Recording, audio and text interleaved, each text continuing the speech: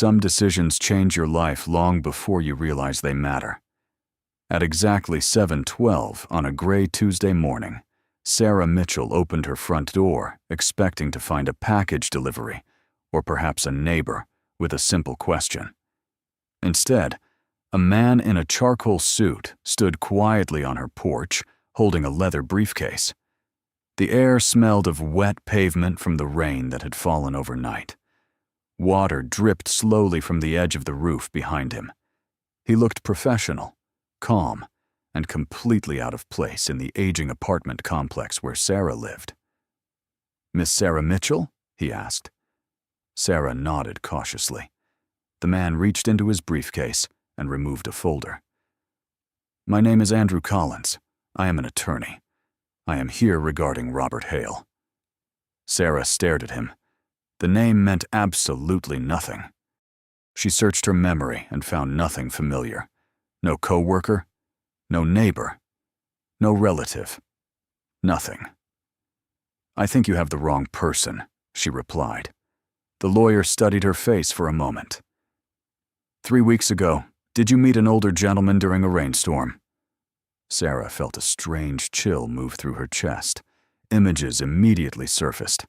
A soaked jacket, tired eyes, a quiet voice. But before she could answer, the lawyer continued. "May I come in? There are several things we need to discuss." Sarah hesitated. Her apartment was small. The couch showed signs of age. Bills were stacked neatly on the kitchen counter beside a half-empty coffee mug. Nothing about her life looked important enough to attract a lawyer. Yet something in the man's expression told her this was not a mistake. She stepped aside and allowed him inside. Andrew sat carefully on the same worn couch where the stranger had slept 3 weeks earlier. For several seconds, neither of them spoke. The apartment seemed unusually quiet. Even the refrigerator hum sounded distant. Finally, the lawyer opened the folder and placed a photograph on the coffee table. Sarah leaned forward. Her breath caught instantly. It was the man from that rainy night. The same tired eyes, the same gray jacket, the same gentle expression. "You do know him," Andrew said softly. Sarah nodded. "He stayed here for 1 night. The lawyer folded his hands. "Miss Mitchell, what I'm about to tell you may sound impossible. But before Mr. Hale passed away, he left very specific instructions regarding you." At that moment, Sarah realized the stranger she barely remembered was about to change everything. 3 weeks earlier, Sarah Mitchell's life had looked exactly the way it always did. Predictable, exhausting, manageable on good days, and overwhelming on bad ones. She was 39 years old and worked evening shifts at a small diner called Maple Street Grill on the edge of town. The restaurant smelled constantly of coffee, grilled onions, and fresh pie crust. Most customers were regulars, truck drivers, teachers, retirees, people who left the same tips and ordered the same meals every week. Sarah knew nearly all of them by name. What they didn't know was how carefully she counted every dollar after each shift. Her apartment was small but clean. The wallpaper in the kitchen had started peeling near the sink. The heating system made strange noises every winter. The couch in the living room was older than some of her customers' children. Yet Sarah was grateful to have it. After her divorce 6 years earlier, rebuilding had taken longer than she ever expected. There were no dramatic disasters, no major tragedies, just 1,000 small financial challenges arriving one after another. Rent increases, medical bills, car repairs, rising grocery prices. Some months felt like a constant race between her paycheck and her expenses. That Tuesday afternoon, before the lawyer arrived, Sarah had been sitting at the kitchen table reviewing bills. A yellow notepad sat beside her coffee mug. Numbers covered the page. Rent, electricity, insurance, gas. She had been trying to decide which payment could safely wait another week. The answer, unfortunately, was none of them. Yet despite her own struggles, Sarah had always possessed one habit that frustrated her friends. She found it almost impossible to ignore people who needed help. She donated extra blankets every winter. She volunteered at food drives when her schedule allowed. She bought meals for strangers more often than she could afford. Not because she was wealthy, because she remembered what it felt like when kindness arrived unexpectedly. Looking back, that was probably why she noticed the man at the bus stop that rainy night. Most people drove past without slowing down. Most people never saw him at all. But Sarah had. And now, sitting across from attorney Andrew Collins, she could not stop staring at the photograph resting on her coffee table. The stranger's face suddenly seemed different, more significant somehow, more connected to whatever mystery was unfolding in her living room. Andrew carefully closed the folder. "Before I explain who Robert Hale really was," he said quietly, "there is something important you need to understand. The night you met him was not an accident. He had been searching for something for a very long time. And somehow, he found it here." Sarah leaned back against the couch and listened as rainwater dripped steadily from the gutter outside her apartment window. The lawyer's words echoed in her mind. Searching for something. Found it here. None of it made sense. She looked again at the photograph resting on the coffee table. 3 weeks earlier, the man had appeared ordinary, tired, quiet, forgotten. Now every detail suddenly felt important. "Tell me about that night," Andrew Collins said. Sarah took a slow breath. The memory returned immediately. It had been a Thursday evening near the end of her shift. Heavy rain had covered the town for hours. The streets reflected the yellow glow of traffic lights and storefront signs. Most people hurried indoors as quickly as possible. Sarah had just left the diner, carrying an umbrella and a paper bag containing leftover soup and bread. That was when she noticed him sitting alone at the bus stop across the street. He was older, perhaps in his late 60s. His gray jacket was soaked through. Water dripped from the edge of the bench beneath him. Yet what stood out most was not his appearance. It was the fact that he seemed completely calm. He was not asking anyone for money. He was not trying to attract attention. He simply sat there, watching the rain. Sarah remembered crossing the street. She had offered him the extra food, almost without thinking. The man thanked her politely. His voice was soft and educated. They spoke for several minutes, while the storm intensified around them. During the conversation, she learned almost nothing personal about him. No family details. No explanation for why he was there. No destination. Only a first name. Robert. Looking back, that seemed strange. At the time, it did not. Sarah had simply assumed he wanted privacy. Then she remembered another detail. Around 9 o'clock, the temperature had dropped sharply. The last bus never arrived. Most nearby hotels were already full because of a regional conference taking place that week. Robert had quietly mentioned he would figure something out. Sarah still remembered looking at the dark sky and the empty street. Something about leaving him there felt wrong. So she invited him home. One night. A blanket. A warm meal. A place to sleep. Nothing more. Andrew listened carefully without interrupting.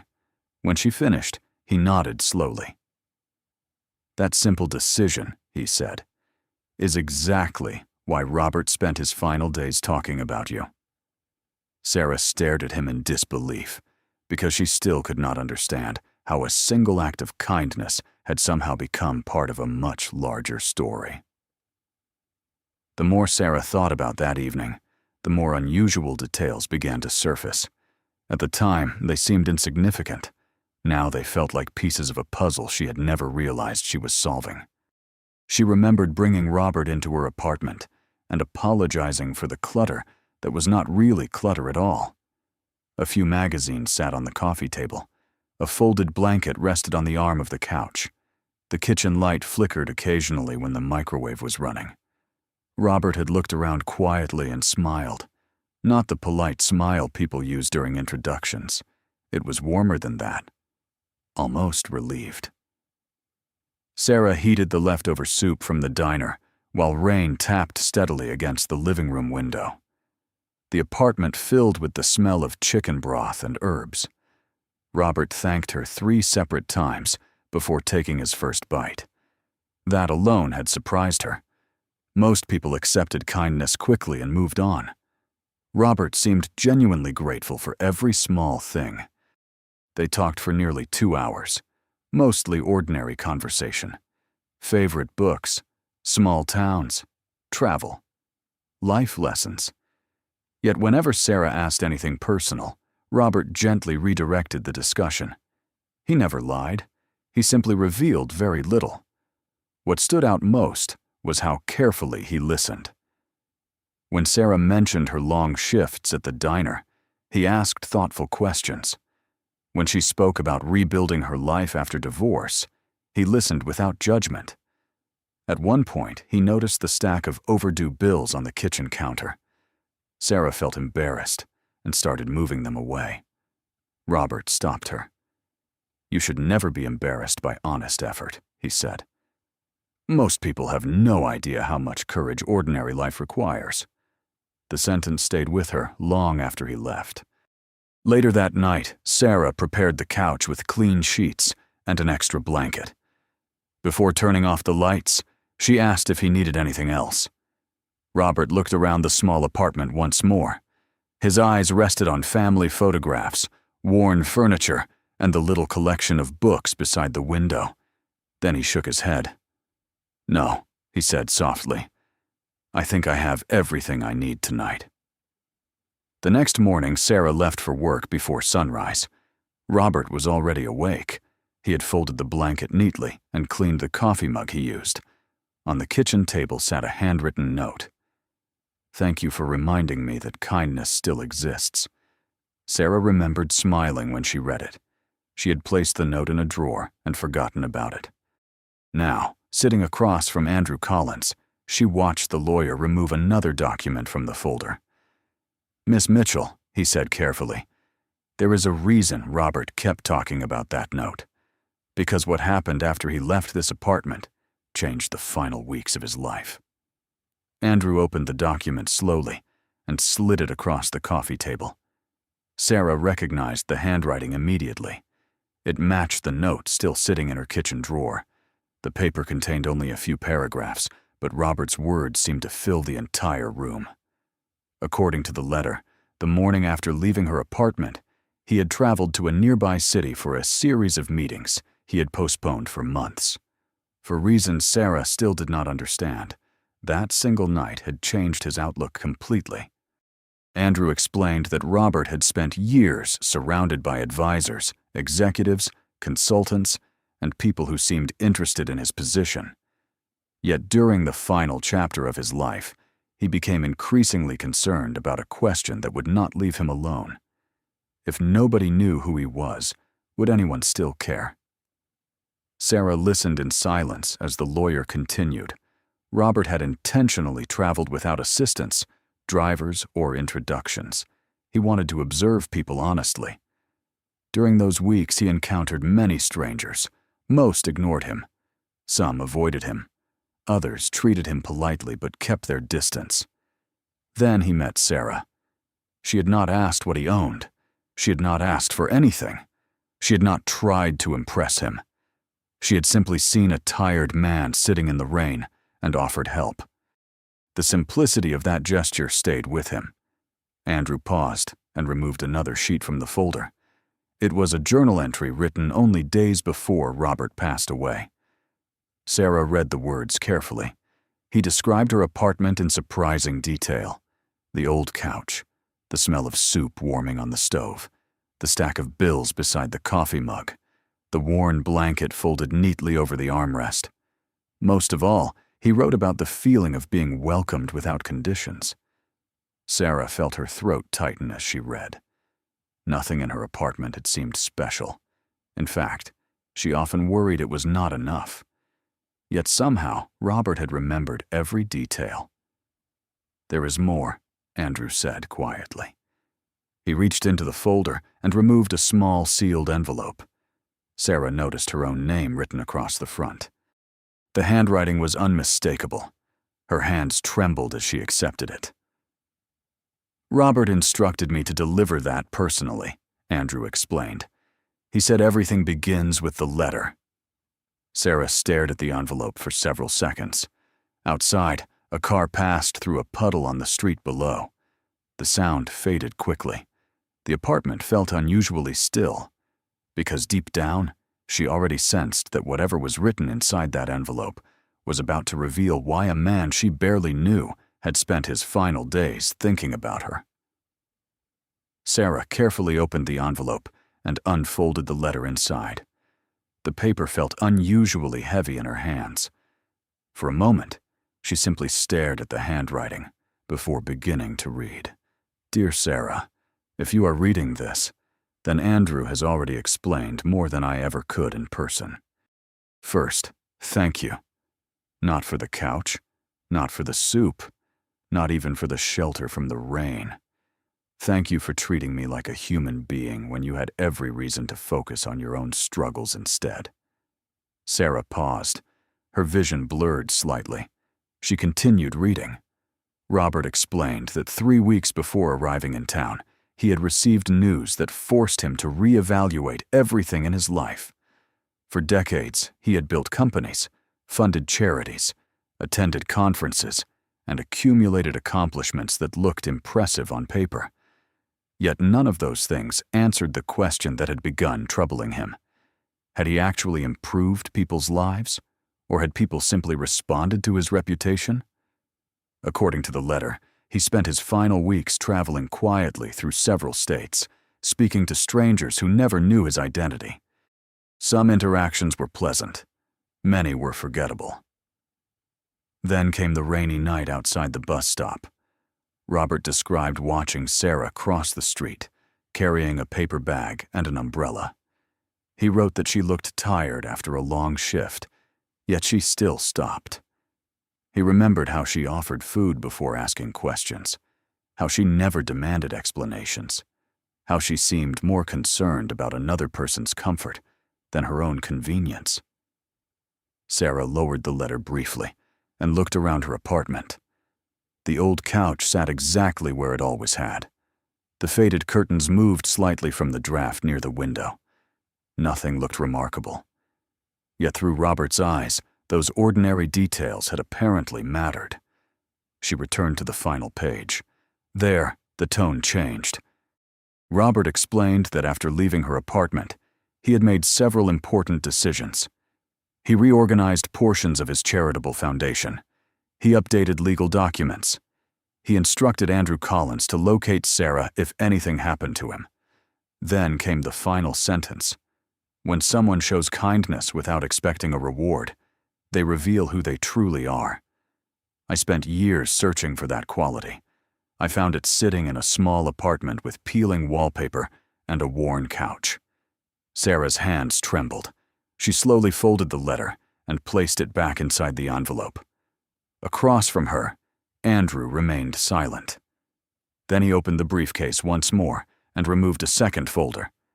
This one was much thicker. "Miss Mitchell," he said softly, "the letter was only the beginning. Robert left something else behind, and before I show it to you, there is one more truth you need to know about who he really was." Andrew slowly opened the thicker folder and removed several photographs. Sarah expected to see family pictures or business documents. Instead, she saw newspaper articles, magazine covers, and photographs taken at charity events across the country. The moment she saw the first headline, her eyes widened. Robert Hale was not simply a retired traveler or a quiet man passing through town. He was the founder of one of the largest private charitable foundations in the country. For more than 30 years, his organization had funded hospitals, scholarships, housing programs, and community projects in dozens of states. Sarah stared at the images in disbelief. The man who had slept on her couch appeared beside governors, business leaders, and public figures.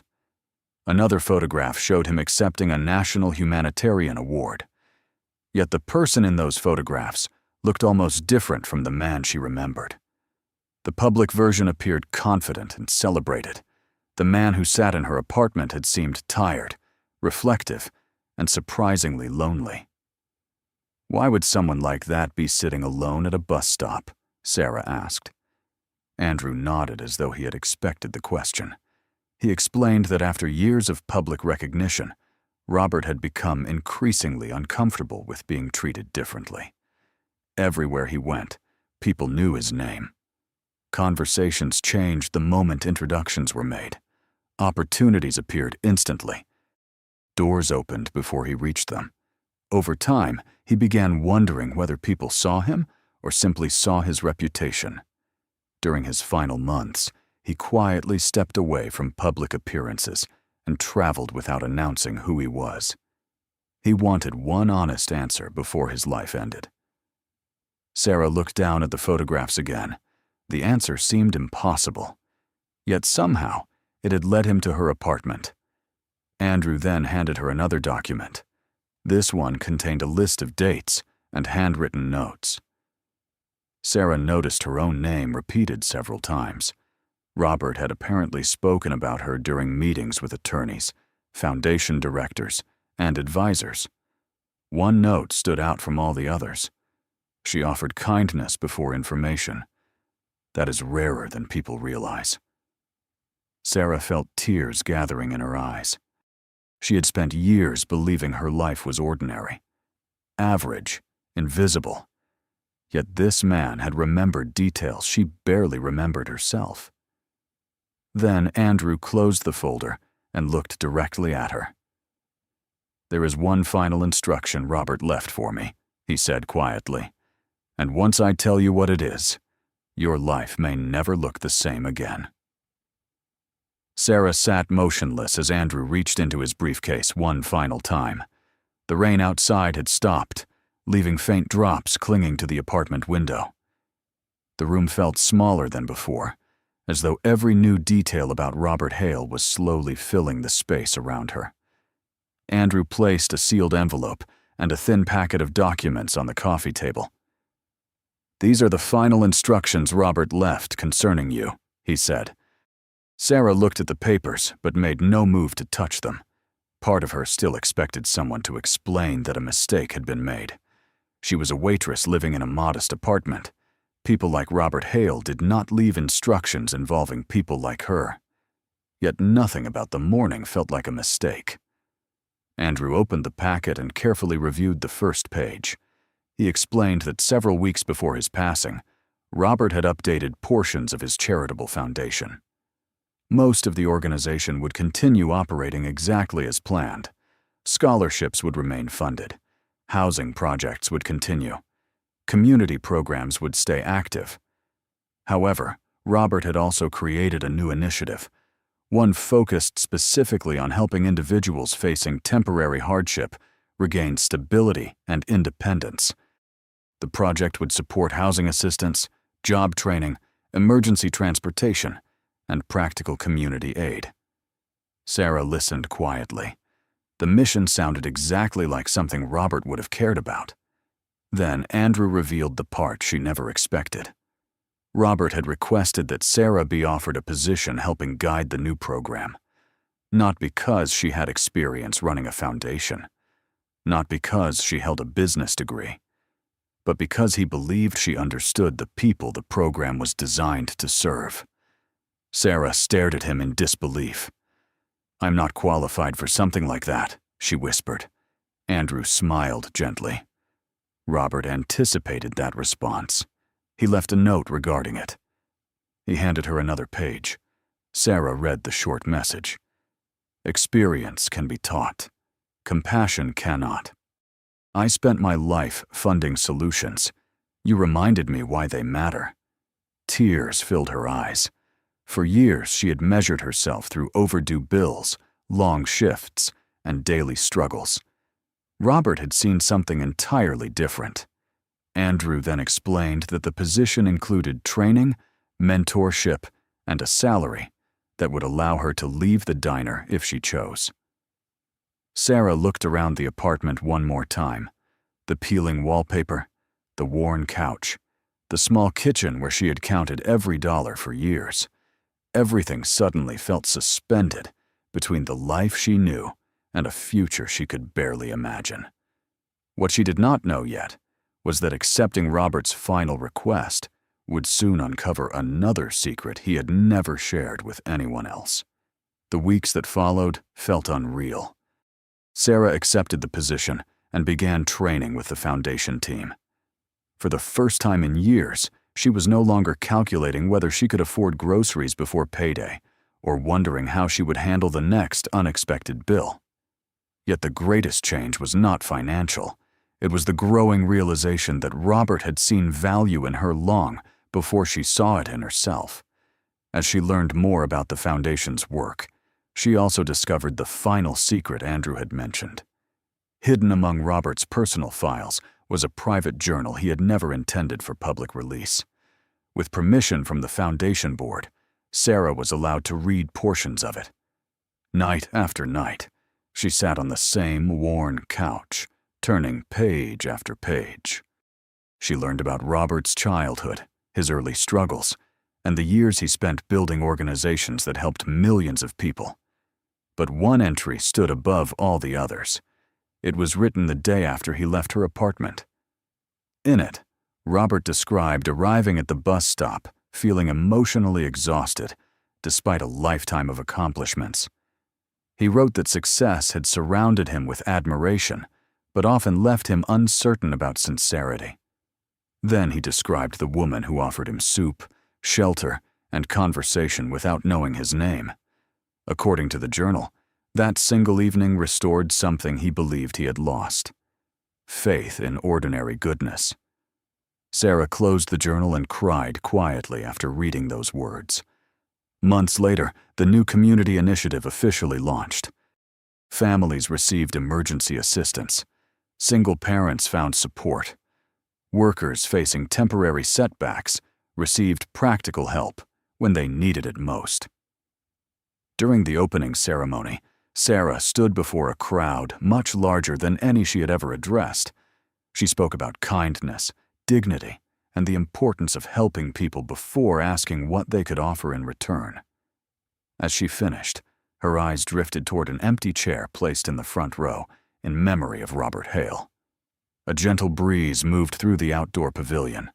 For a moment, she remembered the rainy night at the bus stop, the paper bag of soup, the worn couch, and the stranger who seemed to need help. What began as a simple act of compassion had grown into something far larger than either of them could have imagined. And as applause filled the air around her, Sarah finally understood the lesson Robert had spent his final weeks trying to confirm. The smallest kindness, given freely and without expectation, can change more lives than anyone will ever know.